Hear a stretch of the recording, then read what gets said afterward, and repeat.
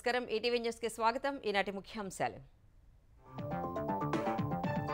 బంగ్లాదేశ్ లో రాజకీయ సంక్షోభం ఉవ్వెత్తున ఎగిసిన ఆందోళనలతో ప్రధాని పదవికి షేక్ హసీనా రాజీనామా దేశంలో సైనిక పాలన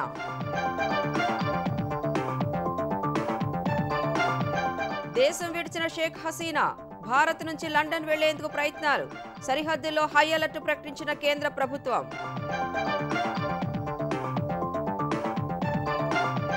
అమెరికాలో మాంద్యం సంకేతాలతో కుదేలైన స్టాక్ మార్కెట్లు 2222 పాయింట్లు క్షీణించిన సెన్సెక్స్ 15.32 లక్షల కోట్ల సంపద ఆవిరి ప్రతి నెల 1న పేదల సేవలో అధికారులు కలెక్టర్లకు చంద్రబాబు ఆదేశాలు అక్టోబర్ 2న ఆంధ్రప్రదేశ్ విజన్ 2047 డాక్యుమెంట్ ప్రభుత్వంపై ఫేక్ ప్రచారాన్ని తిప్పికొట్టాలన్న చంద్రబాబు తప్పు చేసేవారు జీవితంలో భయపడే విధంగా చర్యలు ఉంటాయని హెచ్చరిక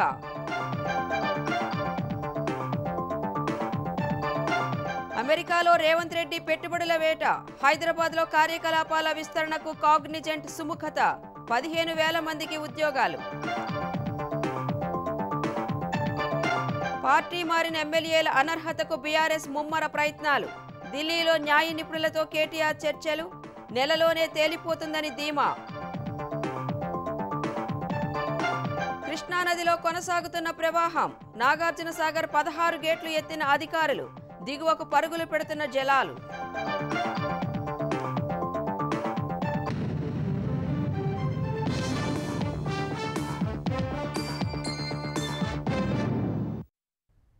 రిజర్వేషన్ల వ్యతిరేక ఆందోళనలతో అట్టుడుకుతున్న బంగ్లాదేశ్లో రాజకీయ సంక్షోభం తలెత్తింది దేశవ్యాప్తంగా వెల్లువెత్తిన ఆందోళనలను దృష్టిలో పెట్టుకుని ప్రధాని షేక్ హసీనా తన పదవికి రాజీనామా చేశారు పెద్ద ఎత్తున నిరసనలు కొనసాగిస్తున్న ఆందోళనకారులు ఏకంగా హసీనా అధికారిక నివాసాన్ని చుట్టుముట్టగా ఆమె దేశాన్ని వీడారు సోదరితో కలిసి బంగ్లాదేశ్ వైమానిక విమానంలో ఉత్తరప్రదేశ్లోని గజియాబాద్ చేరుకున్న ఆమె కొన్ని రోజులు భారత్లోనే ఉంటారని సమాచారం ఆ తర్వాత లండన్ వెళ్తారని తెలుస్తోంది మరోవైపు బంగ్లాదేశ్లో రాజకీయ పార్టీలతో చర్చలు జరిపిన ఆర్మీ చీఫ్ దేశంలో సైనిక పాలన విధించారు త్వరలోనే తాత్కాలిక ప్రభుత్వాన్ని ఏర్పాటు చేస్తామని ప్రకటించారు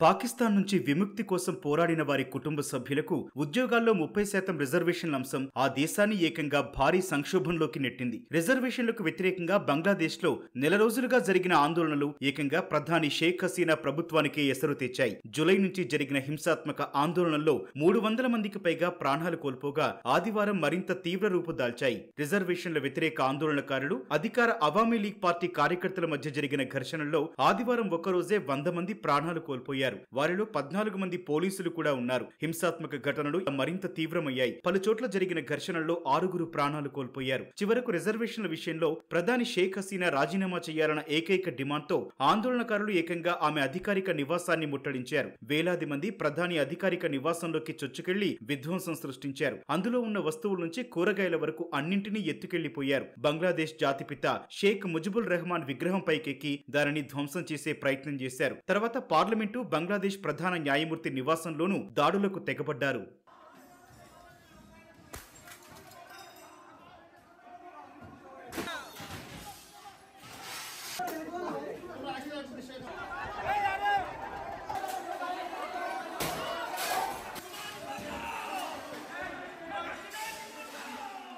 ఆందోళనలు తీవ్రం కావడాన్ని గమనించిన హసీనా తన సోదరి షేక్ రెహానాతో కలిసి అధికారిక నివాసం నుంచి ఆర్మీ హెలికాప్టర్లో ఉత్తరప్రదేశ్ గజియాబాద్ లోని హిండన్ వైమానిక స్థావరంలో దిగారు తర్వాత ఢిల్లీ చేరుకుని అక్కడి నుంచి లండన్ వెళ్లనున్నట్లు సమాచారం ఈ క్రమంలో కేంద్ర ప్రభుత్వం హసీనాకు పూర్తి సహకారం అందించినట్లు తెలిసింది మరోవైపు బంగ్లాదేశ్ లో హింసాత్మక ఘటనల దృష్ట్యా ఆర్మీ చీఫ్ వాకర్ ఉజ్జమాన్ దేశ ప్రజల్ని ఉద్దేశించి ప్రసంగించారు షేక్ హసీనా ప్రధానమంత్రి పదవికి రాజీనామా చేశారని వెల్లడించిన ఆయన దేశంలో సైనిక పాలన విధిస్తున్నట్లు ప్రకటించారు అన్ని రాజకీయ పక్షాలతో చర్చించిన తర్వాతే ఈ నిర్ణయం తీసుకున్నట్లు వివరించారు ప్రజలు హింసను విడనాడాలని పిలుపునిచ్చారు విద్యార్థులు కూడా హింసా పదాన్ని వీడి చర్చలకు రావాలని కోరారు హింసాత్మక ఘటనల్లో మరణాలపై సమగ్ర దర్యాప్తు జరిపిస్తామని చెప్పారు దేశంలో శాంతి నెలకొనగానే కర్ఫ్యూను ఎత్తివేస్తామని హామీ ఇచ్చారు త్వరలోనే తాత్కాలిక ప్రభుత్వాన్ని ఏర్పాటు చేస్తామని చెప్పారు బంగ్లాదేశ్లో తలెత్తిన రాజకీయ సంక్షోభంతో భారత్ అప్రమత్తమైంది. బంగ్లా సరిహద్దుల వెంబడి బీఎస్ఎఫ్ హై అలర్ట్ ప్రకటించింది. సరిహద్దులో అదనపు బలగాలను మోహరించాలని ఆదేశించింది. తాజా పరిస్థితులను సమీక్షించేందుకు బీఎస్ఎఫ్ డీజీ దల్జీత్ సింగ్ చౌదరి ఇతర సీనియర్ అధికారులు కోల్కతా వెళ్లారు. కమాండర్లంతా సరిహద్దులోనే ఉండాలని సూచించినట్లు సీనియర్ అధికారులు వెల్లడించారు. బంగ్లాదేశ్లో రిజర్వేషన్ల వ్యతిరేక ఆందోళనలు మొదలైనప్పటి నుంచే సరిహద్దుల్లో విధులు నిర్వహిస్తున్న సిబ్బందికి సెలవులను రద్దు చేశారు. బంగ్లాదేశ్తో భారత్కు 4096 కిలోమీటర్ల మేర సరిహద్దు ఉండగా ఆ ప్రాంతంలోని బంగాల్, త్రిపుర, అస్సోం, మేఘాలయ, మిజోరంలలో భద్రత పెంచారు. ఇటు ఢిల్లీ చాణక్యపురిలోని బంగ్లాదేశ్ రాయబార కార్యాలయం వద్ద పోలీసులు భద్రత పెంచారు. కోల్కతా, ఢాకా మధ్య నడిచే మైత్రి ఎక్స్ప్రెస్ను రేపు కూడా రద్దు చేశారు. ఢాకాకు వెళ్లాల్సిన విమానాలను ఎయిర్ ఇండియా, ఇండిగో రద్దు చేశాయి. అటు షేక్ హసీనా దేశం విడిచి వెళ్లిన తర్వాత బెంగాల్ జల్పాయిగురిలోని ఫుల్బరీ సరిహద్దు చెక్పోస్ట్ నుంచి బంగ్లా పౌరులు తమ దేశానికి తిరిగి వెళుతున్నారు. అంతర్జాతీయ విపణుల నుంచి ప్రతికూల సంకేతాలతో దేశీయ స్టాక్ మార్కెట్లు కుప్పకూలాయి. సెన్సెక్స్ ఏకంగా 2222 పాయింట్ల పతనం కాగా నిఫ్టీ 662 పాయింట్ల భారీ నష్టాన్ని నమోదు చేసింది. ఈ ఏడాది జూన్ 4 తర్వాత సెన్సెక్స్, నిఫ్టీ ఒకే రోజు ఈ స్థాయిలో భారీగా నష్టపోవడం ఇదే తొలిసారి. జూన్ 4న సార్వత్రిక ఎన్నికల ఫలితాలు వెలువడిన నేపథ్యంలో మార్కెట్లు భారీగా నష్టపోయాయి. మళ్లీ ఇవాళ అమెరికా ఆర్థిక వ్యవస్థపై భయాలతో పతనమయ్యాయి. క్రితం ముగింపు కంటే 2400 పాయింట్ల నష్టంతో ఈ ఉదయం బీఎస్సీ సూచీ ప్రారంభమైంది. అమ్మకాల ఒత్తిడి కొనసాగడంతో 78,296 పాయింట్ల కనిష్ట స్థాయికి సూచీ పడిపోయింది. మదుపర్లు ఆచితూచి స్పందించడంతో ఆద్యంతం మార్కెట్లు నష్టాల్లోనే కొనసాగాయి. తరువాత తగ్గిన ధరల వద్ద కొనుగోళ్లు జరగగా ఒక దశలో 79,780 పాయింట్ల గరిష్ట స్థాయిని సూచీ తాకింది. చివరికి 78,759 వద్ద ముగిసింది. జాతీయ స్టాక్ ఎక్స్చేంజి సూచీ నిఫ్టీ 662 పాయింట్ల నష్టంతో 24,055 పాయింట్ల వద్ద స్థిరపడింది. ఇవాల్టి ట్రేడింగ్లో 15.32 లక్షల కోట్ల రూపాయల మదుపరుల సంపద ఆవిరైంది. అమెరికాలో జూలై నెలలో ఉద్యోగాల కల్పన అంచనాల కంటే నెమ్మదించడం, జపాన్ కేంద్ర బ్యాంక్ వడ్డీ రేట్లు పెంచడమే స్టాక్ మార్కెట్ల పతనానికి దారితీసింది. వ్యవసాయేతర రంగాల్లో జూలై నెలలో 1.14 లక్షల ఉద్యోగాలు మాత్రమే నమోదైనట్లు అమెరికా లేబర్ డిపార్ట్మెంట్ వెల్లడించింది. వాస్తవానికి ఇది 1.75 లక్షల వరకు ఉండొచ్చని ముందస్తు అంచనాలు వేశారు. జనాభా వృద్ధికి అనుగుణంగా ఉపాధి అవకాశాలను కల్పించాలంటే ఈ సంఖ్య 2 లక్షల వరకు ఉండాలని గణాంకాలు చెబుతున్నాయి. కానీ ఆ సంఖ్య చాలా దిగువన ఉండటం వల్ల మాంద్యం రావచ్చని అంచనాలు వెలువడ్డాయి. ఇక బ్యాంక్ ఆఫ్ జపాన్ ఇటీవలే వడ్డీ రేట్లను 0.25% పెంచగా జపాన్ మార్కెట్లు ఒక దశలో 10% క్షీణించాయి. దక్షిణ కొరియా, తైవాన్ స్టాక్ మార్కెట్లు సుమారు 8% మేర నష్టపోయాయి.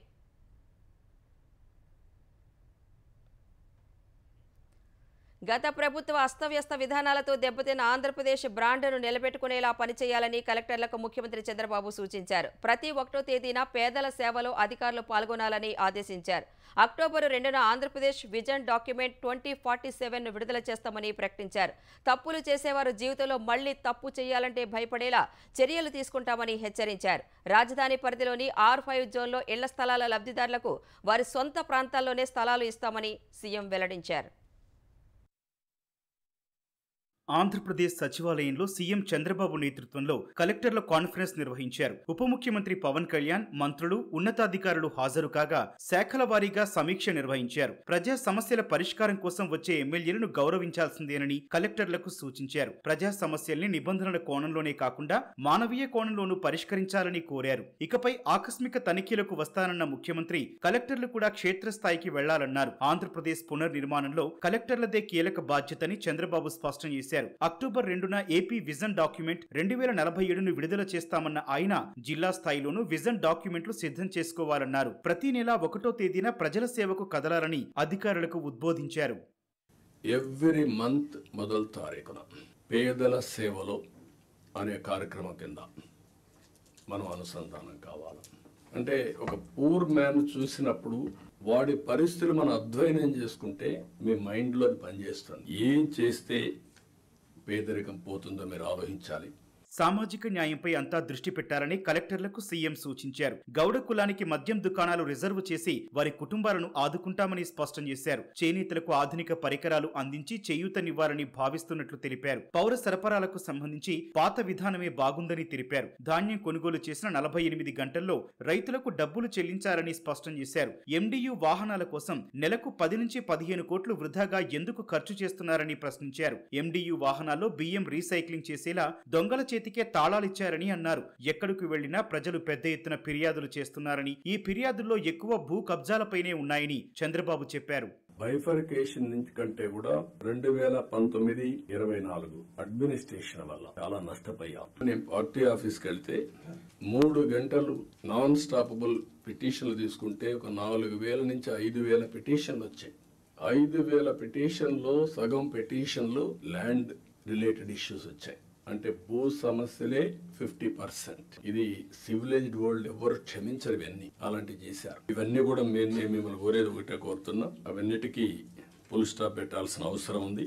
ప్రైవేటు ఆసుపత్రులకు పోటీగా ప్రభుత్వ ఆసుపత్రుల్లో మెరుగైన వైద్య సేవలు అందించడాన్ని సవాల్గా తీసుకుని పనిచేయాలని ముఖ్యమంత్రి సూచించారు. ఆంధ్రప్రదేశ్ యువతకు అంతర్జాతీయ స్థాయి ఉద్యోగాలు లభించేలా నైపుణ్యాభివృద్ధి పెంచాలన్నారు. ఈజ్ ఆఫ్ డూయింగ్ లో ఆంధ్రప్రదేశ్ మొదటి స్థానంలో ఉండాలని కలెక్టర్లకు సీఎం తేల్చి చెప్పారు. విద్యుత్ కోతలు ఉండకూడదని, వ్యవసాయానికి పగటిపూటే విద్యుత్ సరఫరా చేయాలని స్పష్టం చేశారు. ఇసుక విషయంలో పారదర్శకత ఉండాలని చంద్రబాబు సూచించారు. Zero tolerance on free sand. Sand కంటే 4 times 5 times ట్రాన్స్పోర్టేషన్ కాస్ట్ పెరిగిపోయింది. That is the biggest challenge now. Standardization చేస్తాం రేట్లన్నీ. స్టాండర్డైజేషన్ ప్రకారం ఎవరైతే విల్లింగ్ ఉంటారో అవన్నీ ట్రాన్స్పరెంట్ గా పెట్టేస్తాం. You have to act very firmly. Nobody should touch. Nature లో వచ్చిన ఇసుకని కొంతమంది ఇష్టానుసారంగా చేయడం చాలా దుర్మార్గం. పోయిన గవర్నమెంట్ చాలా జరిగాయి. ఇప్పటికే అక్కడ కన్సర్న్ ఆఫీసర్ పైన యాక్షన్ తీసుకోమన్నాం. ఇప్పుడు నేను ఆర్డర్ చేస్తున్నా, సిబిసిఐడి ఎంక్వైరీ చేస్తాం. మొత్తం కేసులంతా ఎవరెవరు తప్పు చేశారో వాళ్ళందరినీ పనిష్ చేస్తాం. ఆ విషయంలో నో క్వశ్చన్ ఆఫ్ కాంప్రమైజ్. అడవులు తవ్వుకుపోయినప్పుడు స్తబ్దుగా ఉన్న అటవీశాఖ అధికారులు రోడ్ల నిర్మాణం కోసం ప్రయత్నిస్తుంటే అడ్డుకుంటున్నారని చంద్రబాబు ఆగ్రహం వ్యక్తం చేశారు. ఏడాదికి 33,000 కోట్లతో పేదవాళ్లకు పెన్షన్ల రూపేణా ఇస్తున్నామన్నారు. 14 లక్షల మంది అత్యంత నిరుపేదలు ఏపీలో ఉన్నారని, వారిని పేదరికం నుంచి బయటపడియారనే లక్ష్యంతో పనిచేస్తున్నట్లు చెప్పారు. ప్రభుత్వంపై ఫేక్ ప్రచారాలను తిప్పికొట్టాలని కలెక్టర్లకు సూచించారు. ఈ గవర్నమెంట్ చాలా క్లియర్ గా ఉన్నాం. పొలిటికల్ విక్టిమైజేషన్ చేయం. అదే సమయంలో తప్పు చేసిన వాడిని మాత్రం వదిలిపెట్టాం. మళ్ళీ జీవితంలో తప్పులు చేయాలంటే భయపడాలి. ప్రజాస్వామ్యంలో రాజకీయ నాయకులు పేపర్ పెట్టుకొని, టీవీ పెట్టుకొని, సోషల్ మీడియాలో తప్పుడు ప్రచారం చేసి గవర్నమెంట్ ని సెబటైజ్ చేసే పరిస్థితికి వస్తున్నారు. ఇది untolerable. How to handle, will educate people. చట్టపరంగా కూడా యాక్షన్ తీసుకుంటాం. ఎంత పని చేసినా, కష్టపడి పని చేసినా ఆ ఫలితాలు రాకుండా విష ప్రచారం చేయడం మొదలు పెడితే మనకి ఇబ్బందులు వస్తాయి. అది కూడా గుర్తుపెట్టుకొని ఎక్కడికక్కడ కౌంటర్ చేయడం అన్ని చేయాల్సిన అవసరం ఉంది. వివిధ శాఖల కార్యదర్శులు ప్రభుత్వ ప్రణాళికలను వివరించగా సీఎం పలు సూచనలు చేశారు.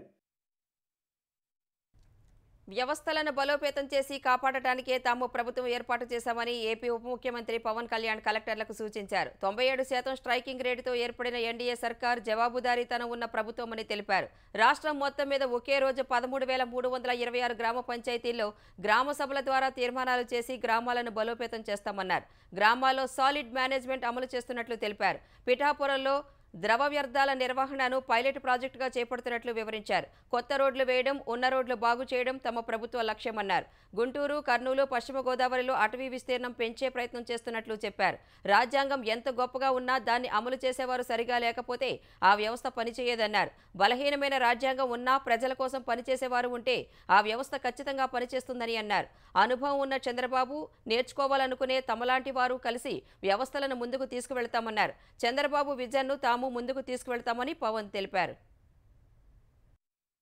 ఐఏఎస్ వ్యవస్థను కానీ, ఐపీఎస్ వ్యవస్థను కానీ, పాలనా వ్యవస్థను ఎలా ఛిద్రం చేశారో చూశారు. మిమ్మల్ని ఇబ్బంది పెట్టారు, పని చేయనివ్వకుండా చేశారు. మీ అడ్మినిస్ట్రేటివ్ ఈ ప్రాసెస్లో మా వల్ల మీకు ఒక అడుగు ముందు పడాలి తప్ప ఒక అడుగు వెనక్కి వేయకూడదు, ఇబ్బంది పడకూడదు. అలాంటి తప్పు లేదని ఉంటే మా తరఫు నుంచి దయచేసి తెలియచేయండి. Will correct our cells. State bifurcation నుంచి కూడా ఈ రోజు దాకా మేము నలుగుతానే ఉన్నాం. And this state's development is very essential for the integrity of this nation. So యువతలో మనకు శక్తి ఉంది అనుకున్నాక యువతని ఎంత బలంగా దిశానిర్దేశం చేయాలనేది ఆనరబుల్ సీఎం గారు మేము మాట్లాడుకున్నప్పుడు ఈ స్కిల్ సెన్సెస్ ఒకటి చాలా ఎసెన్షియల్ అని, ఆ స్కిల్ సెన్సెస్ సంబంధించి మీ సలహాలు, సూచనలు చాలా చాలా అవసరం.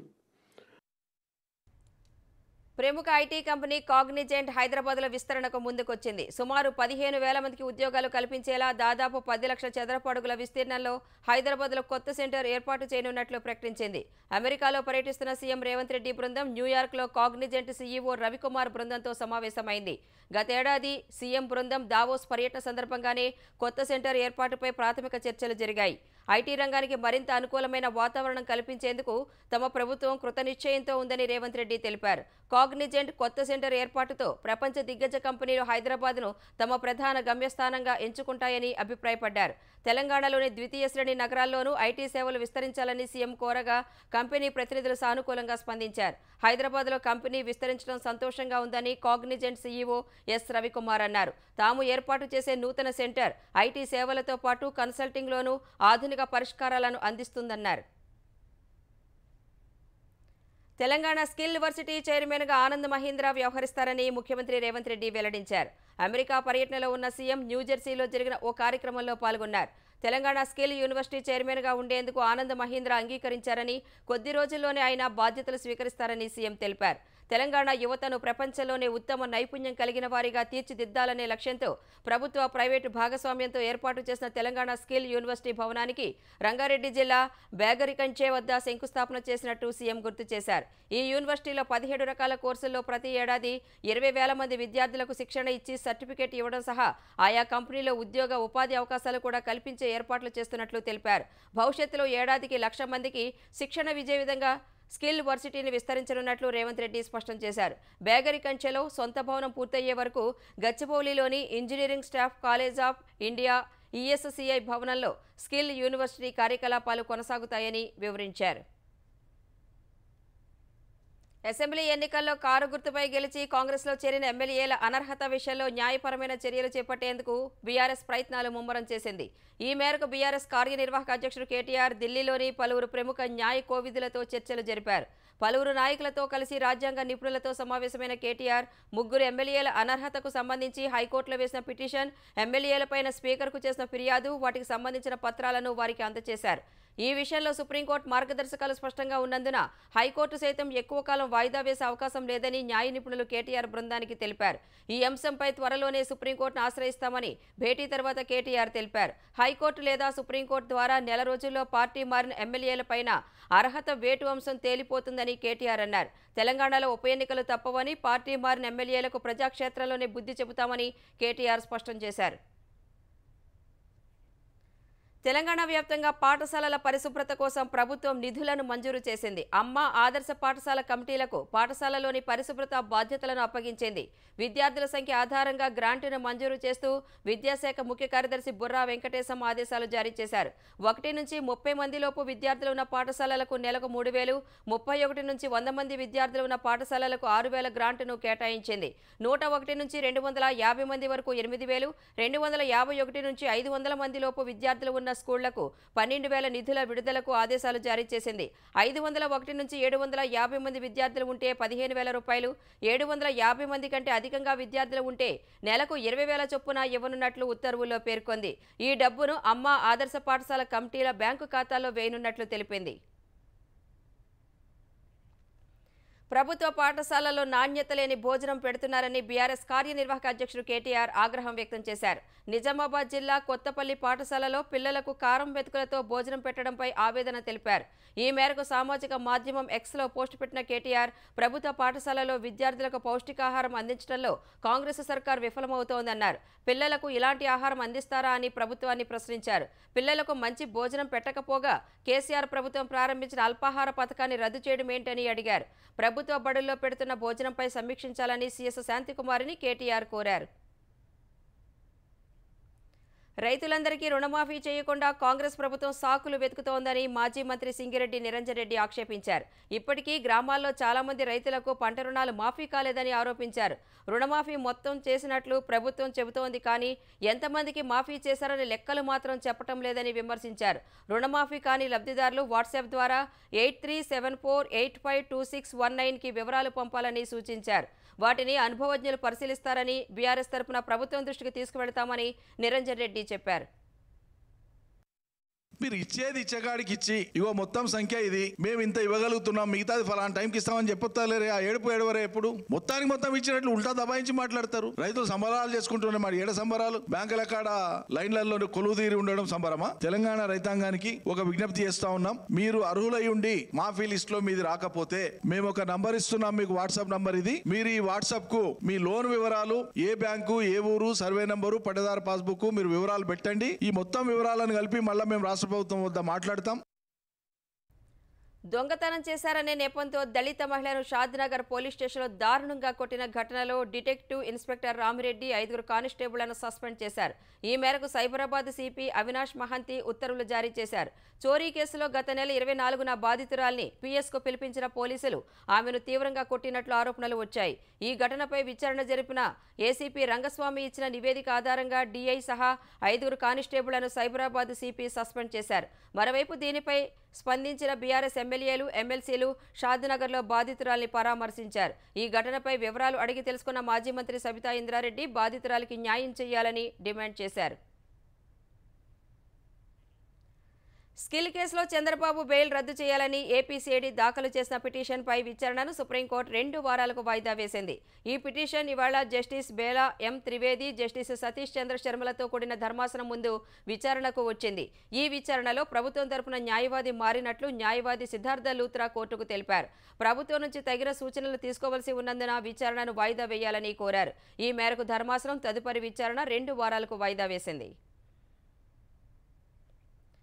పాఠశాలల్లో మూత్రశాలల ఫోటోలు తీసే యాప్ను ఏపీ ప్రభుత్వం తొలగించింది. మూత్రశాలల శుభ్రతపై ఫోటోలు తీసి యాప్లో అప్లోడ్ చేసే బాధ్యతలను గత వైసీపీ సర్కార్ ఉపాధ్యాయులు, ప్రధానోపాధ్యాయులకు అప్పగించింది.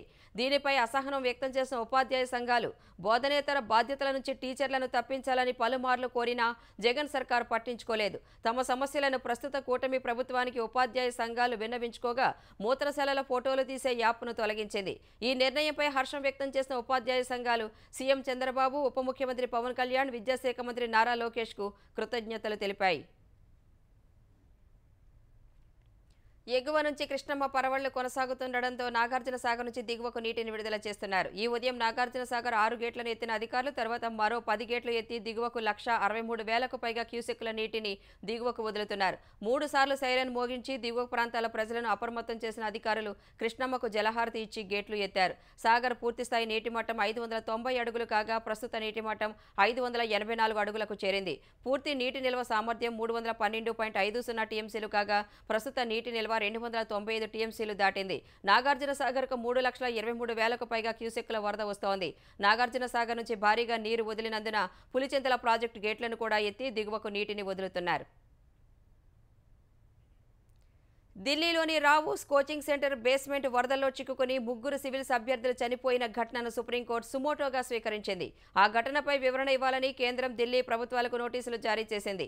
దేశంలోని వివిధ ప్రాంతాల నుంచి ఢిల్లీకి వస్తున్న ఔత్సాహికుల జీవితాలతో కోచింగ్ సెంటర్లు ఆడుకుంటున్నాయని జస్టిస్ సూర్యకాంత్, జస్టిస్ ఉజ్జల్ భుయాన్తో కూడిన ధర్మాసనం మండిపడింది.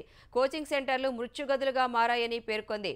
కోచింగ్ సెంటర్ ఘటన కళ్లు తెరిపించిందన్న సుప్రీంకోర్టు భద్రతా నిబంధనలను పాటించకపోతే ఏ ఇన్స్టిట్యూట్ని కూడా నిర్వహించడానికి అనుమతించకూడదని ఆదేశించింది. ప్యారిస్ ఒలింపిక్స్లో 2 కాంస్య పతకాలు సాధించిన భారత స్టార్ షూటర్ మను భాకర్కు విశ్వ క్రీడల ముగింపు వేడుకల్లో దేశ పతాకాన్ని చేతపట్టే అవకాశం దక్కింది. 10 మీటర్ల ఎయిర్ పిస్టల్ ఈవెంట్లో భారత తరపున తొలి పతకం సాధించిన మహిళగా మను భాకర్ రికార్డు సృష్టించింది. తర్వాత శరబ్జోత్తో కలిసి 10 మీటర్ల ఎయిర్ పిస్టల్ మిక్స్డ్ ఈవెంట్లోనూ కాంస్యం గెలిచింది. ఇప్పటి వరకు భారత్ సాధించిన 3 కాంస్య పతకాల్లో 2ంటిని తన ఖాతాలో వేసుకున్న మను భాకర్ ముగింపు వేడుకల్లో జాతీయ జెండాను మోసే గౌరవానికి పూర్తిగా అర్హురాలని ఐఓఏ అధికారి ఒకరు తెలిపారు. ఆదివారం ముగింపు వేడుకలు జరగనుండగా పురుషుల్లో మాత్రం క్రీడాకారుడి పేరు ప్రకటించాల్సి ఉంది.